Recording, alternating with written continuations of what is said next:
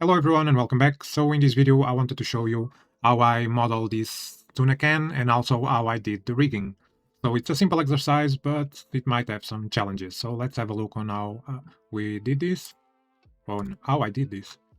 So as you can see, this is the setup and it all starts from a simple line that I placed at the center of the z-axis.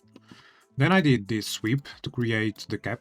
I think it's called cap. And basically what I did in here is set it to ribbon and columns and the end caps to grid. And I played a bit with the end cap roundness. And I also applied some scale. So we get this shape. So from a line, we get this shape. Then I'm going to resample and apply some subdivision. So not very high resample. Then I fuse and apply some smoothing to round it a bit off. Then I'm going to select a section in here so I can add and create the cap design. And in here I'm just using a small expression so I can iterate over the points and select the section I want. So then I'm doing a poly expand to create some geometry. These are my settings. I use offset surfaces, reverse, and I use the Houdini's quad remesh. And my settings are I enable symmetry on the x-axis, and I also set in here the edge flow control to edge. If we set it to face, it will be a mess. The rest is default settings. Then I'm applying some smoothing to equalize a bit the edges, then some thickness.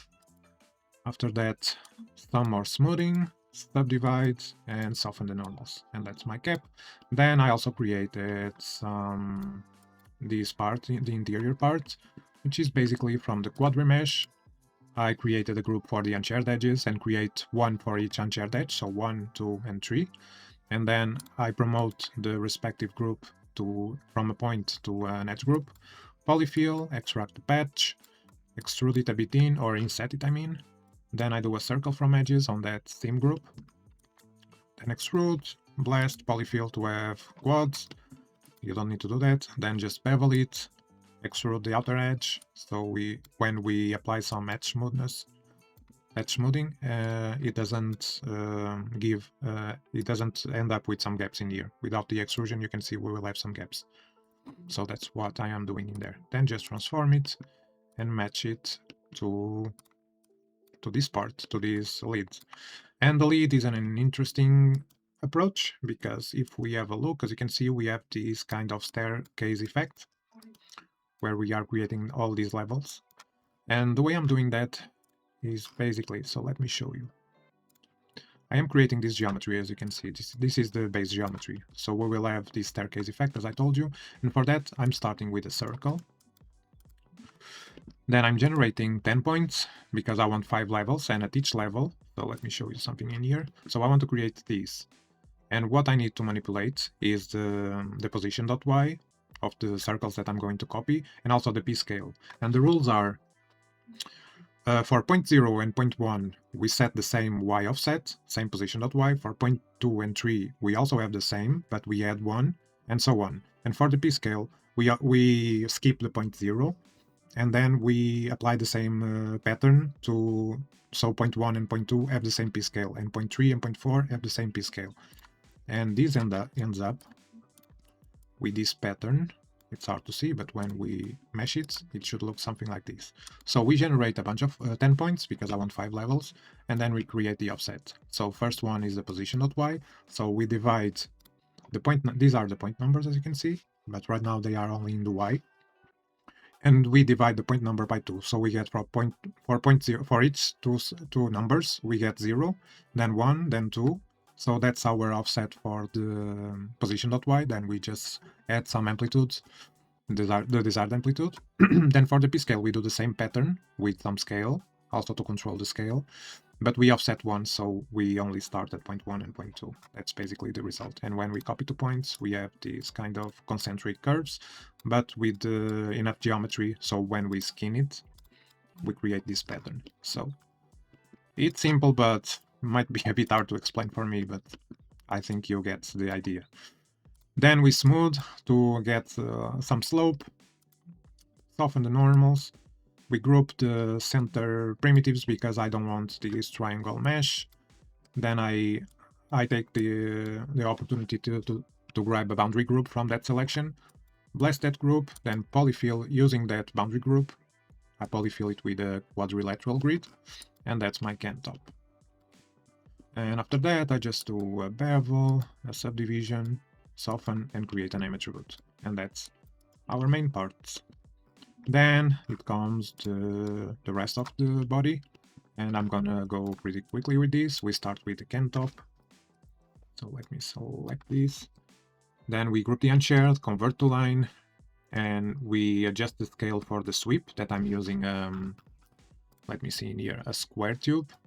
And this scale allows me to scale on different axes, or the square tube is not round tube, square tube. Then I also output in here the prim call, which will give me an attribute on the primitives that I can later in a group expression target the desired primitives to extrude. So if prim call is this ID and I can cycle through them. So you don't need to do that, so you can totally manually select it, but I decided to do it this way.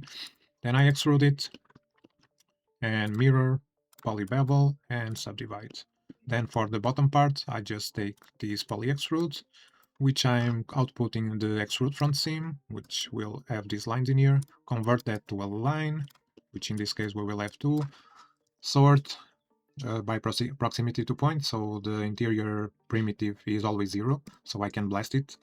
Then polyfill it with quadrilaterals again, and blast the curve. Just match size to the mean position of the can, and then I can subdivide it and merge it over. And that's our procedural modeling done. Now let's have a look at the rig. Then I just match sizes, of course, to place it in the grid. That's about it.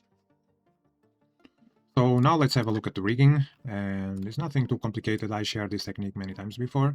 So we have two rigs in here, one for the cap that it's a rigid deformer, and one for the lid, which is a softer one.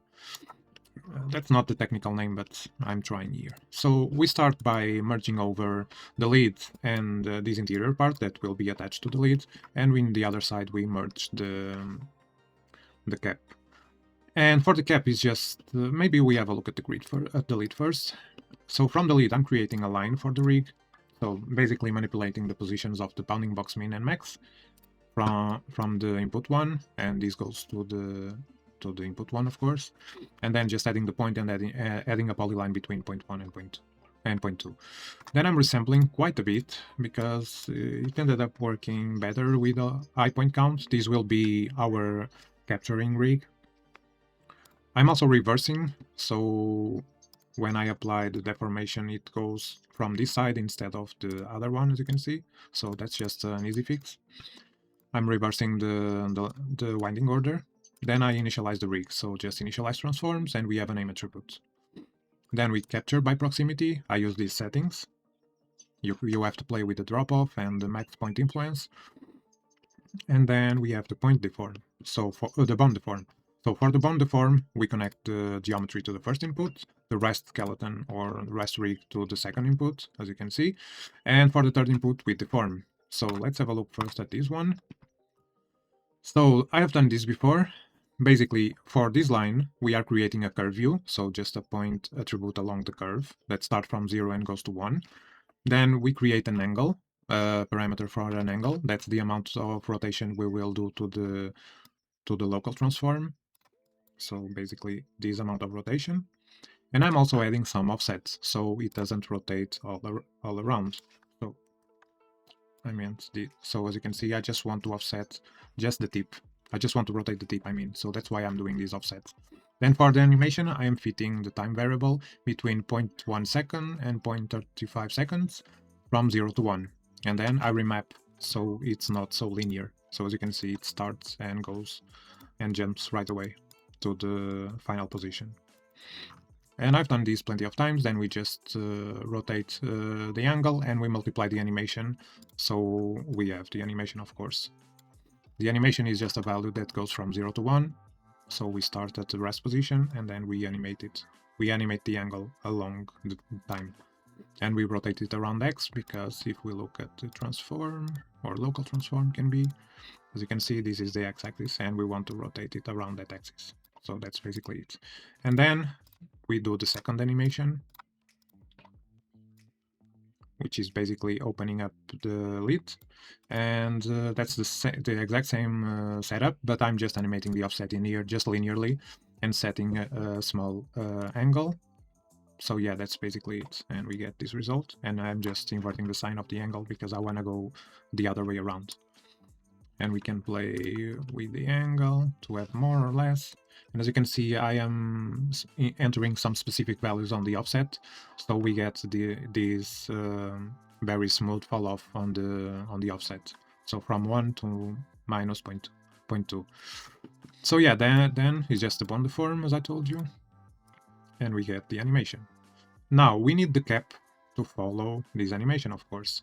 So for that, I am bringing in the cap, creating a point at the correct position. You can create it manually. I just decided to manipulate again the bounding box max and min and place a point in there for my rig doctor to initialize the transforms and the name attribute, and we just do a capture pack geo.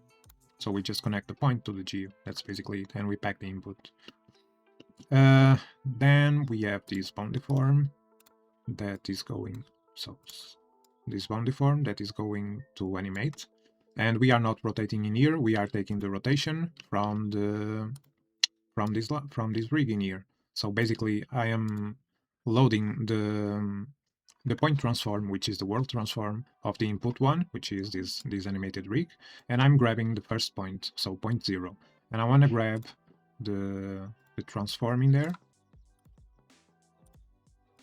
I want to grab the transform from that point and copy to my point in this point of my cap. So I'm grabbing that transform. Then I'm just calculating an offset, because if I don't do that, so let me show you in here. If I go in here and I just grab the transform and set the point transform to the anim, as you can see, there will be an offset because my initial position of that point, of that specific point, is not in the exact position of this point. So I am just doing a quick setup in here to offset one point from the other. So just calculate this offset and add it to the result. So that's basically what I'm doing in here, manipulating the matrix. Then, after we have that point transform copied, we should have the animation and the cap following the lead. So now, if we have a look, we have the initial animation and then it unfolds properly. Then we just merge it over our geometry, and we can possibly have a look at the name attribute, and we get the final result. So yeah, guys, this is basically the final result. I hope you have enjoyed and learned something new. As always, you can grab the full file on my Patreon alongside all the other project files from my videos, exclusive tutorials, tools for Houdini, and yeah, that's basically it. I hope you like this, and let me know in the comments if you would do this differently. Thank you, and see you next time.